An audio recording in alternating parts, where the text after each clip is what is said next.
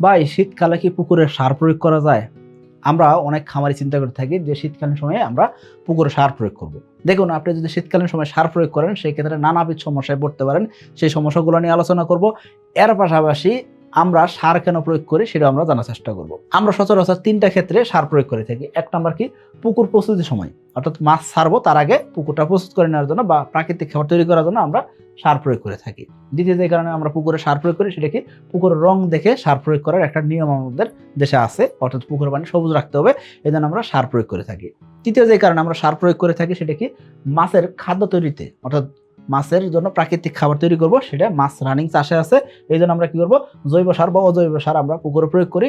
এতে করে আমাদের খাদ্য সাশ্রয়ী হয় বা প্রাকৃতিক খাবার তৈরি হলো, এতে করে আমাদের মাছ চাষটা লাভজনক হবে, অর্থাৎ উৎপাদন খরচ কমায় আমরা মাছ চাষ করতে চাই। এই 3টা কারণে সচরাচর বাংলাদেশে সার প্রয়োগ করা হয়। এখন শীতকালীন সময় আপনি যদি সার প্রয়োগ করতে চান সেই ক্ষেত্রে কি কি সমস্যা হইতে পারে? দেখুন, শীতকালীন সময় যেহেতু ঘন কুয়াশা পড়ে, এখন ঘন কুয়াশা পড়লে কি হয়, পানির গভীরতা একদিক দিয়ে কমলো, অন্যদিকে কি হইতেছে, খুব ঠান্ডা পানিতে অক্সিজেন পরিমাণটা কম থাকে। এখন পানির তাপমাত্রা যখন কমে গেছে, এই ক্ষেত্রে অবশ্যই এই জায়গায় অক্সিজেন পরিমাণ কম আছে। আবার পানির গভীরতাও কম, আগে ডিজলভ অক্সিজেন ছিল 6 ফিট পানিতে, এখন আস্তে আস্তে পানি গভীরতা কমছে, তার মানে কি ডিজলভ অক্সিজেন পরিমাণটাও কমে গেছে। এখন ঘন কুয়াশা পড়তেছে শীতকালীন সময়, এই সময় পানি কমে গেল, আবার অন্যদিকে পানি ঠান্ডা হয়ে গেছে, অক্সিজেন পরিমাণ কমে গেছে। এতে করে কি হবে, মাছ উপরের দিকে বেশি উঠবে এবং কি মাছ খাবে। এখন মাছ যখন খায়, এই সময় আপনি যত দামি খাবারই দেন না কেন সেই খাবারই খায় না। এই ক্ষেত্রে আপনি যদি আবার পুকুরে সার প্রয়োগ করেন সেই ক্ষেত্রে পুকুরে পানি আরো মোটা হয়ে যাবে। পুকুরে পানি যদি মোটা হয়ে যায় সেই ক্ষেত্রে এখানে কিন্তু অক্সিজেন স্বল্পতা হবে। এমনিতে মাছ অক্সিজেন স্বল্পতায় ভুগতেছে, আবার নতুন করে সার প্রয়োগ করে পুকুরে আরো অক্সিজেন কমাই দিয়েছেন, তাহলে কি হবে, মাছ মারাও যেতে পারে। 2026 সালের এসে তেলাপিয়া পোনার দাম নির্ধারণ করা হয়েছে প্রতি পিস 1 টাকা 45 পয়সা করে। তবে 2025 সালের নভেম্বর ডিসেম্বরের মধ্যে যদি আপনি বুক করেন তাহলে এসে তেলাপিয়া পোনা প্রতি পিস পাচ্ছেন 1 টাকা 20 পয়সা করে। দেখুন, শীতকালীন সময় পুকুরে পানি গভীরতা কমে গেছে, নানাবিধ প্লাঙ্কটন ছিল, সেই প্লাঙ্কটন গুলো সূর্যের আলো উপস্থিতিতে আসতে পারে নাই, যার কারণে কি হয়েছে, প্লাঙ্কটন গুলো অক্সিজেনের অভাবে পচছে। এখন পচলে কি হবে, পুকুরে তলদেশে গিয়ে সেগুলা পুকুরে গ্যাস তৈরি করবে। এখন যখন গ্যাস তৈরি হবে সেই ক্ষেত্রে এই গ্যাসের কারণে পুকুরে তলদেশে মাছ যাইতে চায় না। এখন পুকুরে তলদেশে মাছ বসবাস করতে চাইতেছে না, কারণ কি পুকুরে তলদেশে প্রচুর পরিমাণ গ্যাস। এই গ্যাস আপনি দূর করেন নাই, অন্যদিকে আপনি বাইরে থেকে কি দিতেছেন, সার দিতেছেন, সেটা জৈব সার হোক অজৈব সার হোক, আর সেটা যে কোনো সার হোক না কেন, সার আপনি প্রয়োগ করতেছেন। এখন সার যখন প্রয়োগ করবেন সেক্ষেত্রে আপনার পুকুরে গ্যাসের পরিমাণটা আরো বেড়ে যাবে। শীতকালীন সময়ে পুকুরে পানি গভীরতা আস্তে আস্তে কমে গেছে। এখন পানি গভীরতা যখন কমে সেক্ষেত্রে কি হয়, পানিতে নানাবিধ ডিজল পদার্থ থাকে যেগুলো পানির পার্টিকেলের ভিতরে থাকে। এই পার্টিকেলগুলো আপনার কি করে, পুকুরে পানি অতিরিক্ত সবুজ করে ফেলে।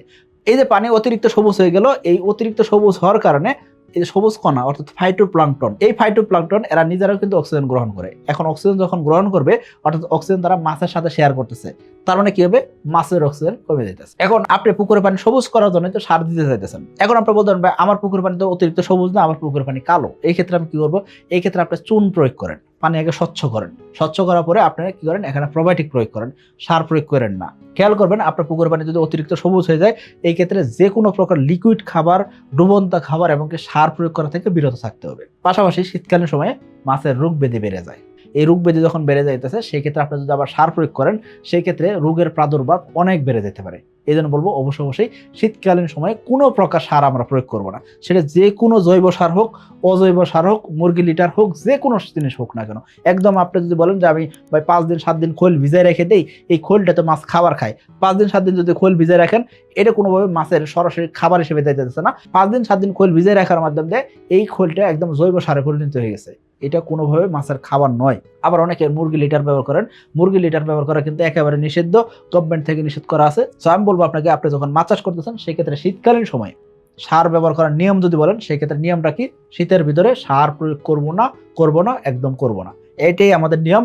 এর বাইরে কোনো নিয়ম নাই। যদি আপনি বলেন যে ভাই আমি সামান্য কোনো সার ব্যবহার করবো, আমি বলবো আপনাকে কোনো প্রকার সার আপনি প্রয়োগ করেন না। আপনার পুকুর পানি যদি স্বচ্ছ মনে হয়, ওকে স্বচ্ছ থাক, কোনো সমস্যা নেই। আপনার পুকুর পানি যদি অতিরিক্ত মোটা মনে হয়, সেক্ষেত্রে আপনি খাবার দেওয়া কিছু কমাই দেন এবং কি পানি পরিবর্তন করেন, নিয়মিত পানি পরিবর্তন করেন, পানি গভীরতা বাড়ান। আপনার পুকুর পানি যদি কালো কালো মনে হয়, সেক্ষেত্রে চুন লবণ দিয়ে প্রোবায়োটিক দেন, কিন্তু কোনো প্রকার সার প্রয়োগ করবেন না। আশা করি বুঝতে পারছেন। 2026 সালের এসে তেলাপের পোনা ডেলিভারি শুরু হবে 15 মার্চ থেকে। 2026 সালের এসে তেলাপের পোনার দাম নির্ধারণ করা হয়েছে 1 টাকা 45 পয়সা পিস। তবে যদি 2025 সালের নভেম্বর মাস বা ডিসেম্বর মাসের ভিতরে এসে তেলাপিয়ার পোনা বুকিং করেন, সেক্ষেত্রে পাচ্ছেন প্রতি পিস পোনা 1 টাকা 20 পয়সা পিস। অফার মূল্যে পোনা বুকিং করতে আজই যোগাযোগ করুন কোম্পানির সাথে। সো আমরা যে কথাগুলো বলি, আমরা যে নিয়ম কানুনগুলো বলি, সেই নিয়ম কানুনগুলো আমাদের অসংখ্য এসে তেলাপিয়া খামারে কিন্তু এই নিয়মে মাছ চাষ করে থাকেন, যার কারণে তারা সারা বছর মাছ চাষ করতেছেন। একই পুকুরে বছর 2বার 3বার 4বার পর্যন্ত তেলাপিয়া বিক্রি হইতেছে, এবং কি ওই একই পুকুর থেকে 2বার 3বার 4বার তেলাপিয়া বিক্রি করে তারা লাভবান হইতেছেন। সো আমি বলবো আপনাকে, আপনি এই নিয়মগুলো মানার চেষ্টা করেন, ইনশাল্লাহ আপনি মাছ চাষে সফল হবেন, এবং কি মাছ চাষ হবে আপনার জন্য নিরাপদ, মাছ চাষ হবে আপনার জন্য লাভজনক পেশা, এবং কি মাছ চাষ হবে আপনার জন্য আনন্দের পেশা। সকলে ভালো থাকবেন, সুস্থ থাকবেন। আসসালামু আলাইকুম।